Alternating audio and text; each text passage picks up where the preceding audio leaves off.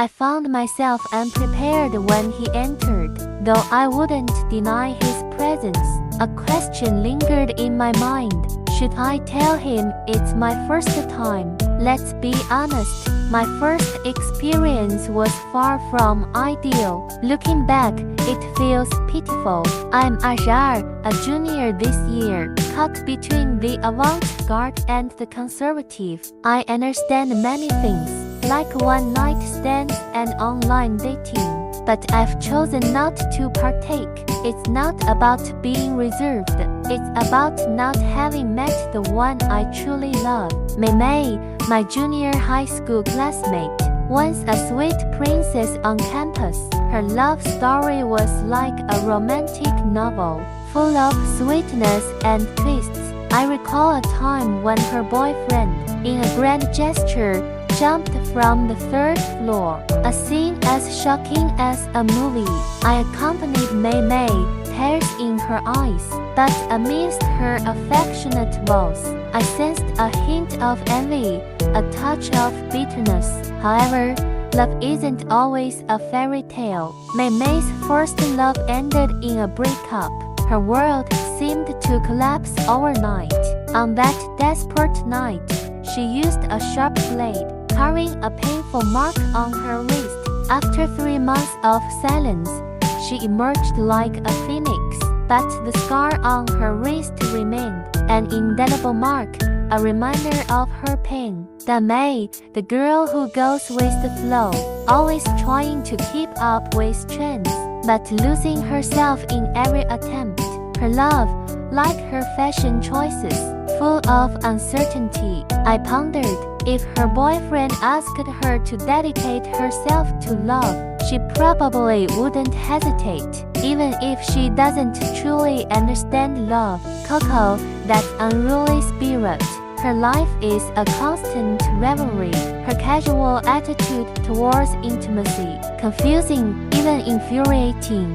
That quarrel, when I called her a shameless girl, she didn't care. Instead, she laughed at me as an old maid. Her words brought me to tears, not because of her, but because of my own discomfort. I told myself that night, never to be a virgin again. So I began to think about how to shed this identity. I still feel bored when I think about it, because I really don't have feelings for any man. But I've changed a lot since that day. I'm even paying more attention to understanding my body. One day, I had a shy thought. What does a hymen look like? Is it like tissue paper, gold leaf, or white jade? I suddenly wanted to see my hymen. After hesitating, I took a small round mirror, sneakily slipped into the bathroom. As soon as I entered, I felt nervous, feeling like a thief. I carefully undressed, then slowly, with the mirror, I examined my body from top to bottom. I've been in good shape, happy with every part of my body, but I've never tried to look at the hymen before. Later, I looked at that part of me, but I couldn't see it at all. Then I took a shower and came out. Somewhat disgusted, I threw the small mirror in the trash. Oddly enough, the next day, I woke up from a good night's sleep, finding everything very different.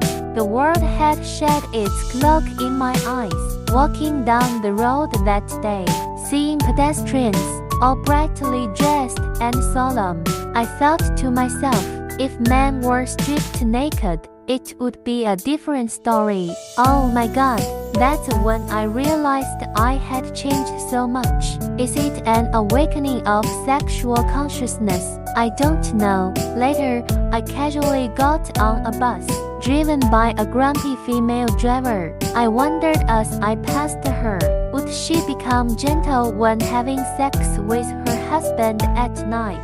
I was alone in the middle of the bus, crossing my arms in front of my chest, feeling the man's eyes round me were all insincere. They looked through the window, admiring the huge posters, staring at the female stars' figures.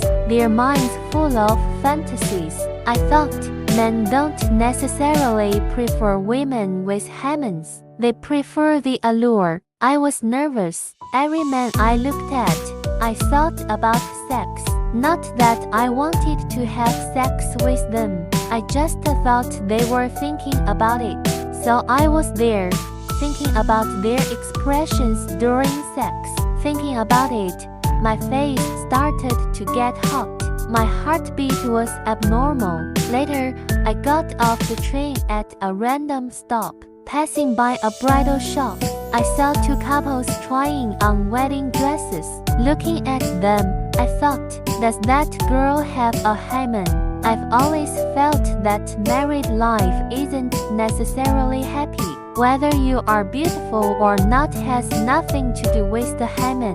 I think a girl's chastity is too fragile. It's too easy to lose. To be honest, it scares me a lot. Let's say the hymen could be lost running, wrestling, split. When kicking, it breaks for no reason. It could be lost in the woods at night, or when drinking with boys. The cup might have been filled with sleeping pills.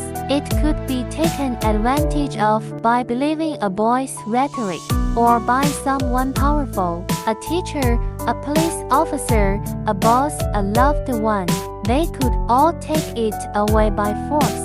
That day, my mind was filled with thoughts of sex and chastity. I always felt like being a virgin was boring.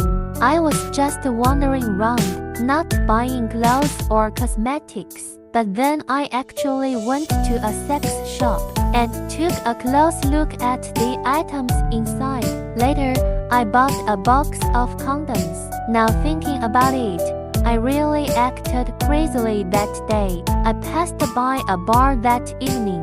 I never went to a bar before, but that day I somehow went in. It was a small bar. Only one man was sitting there when I went. I sat down and asked for a Coke, because I didn't know what brand of wine to order.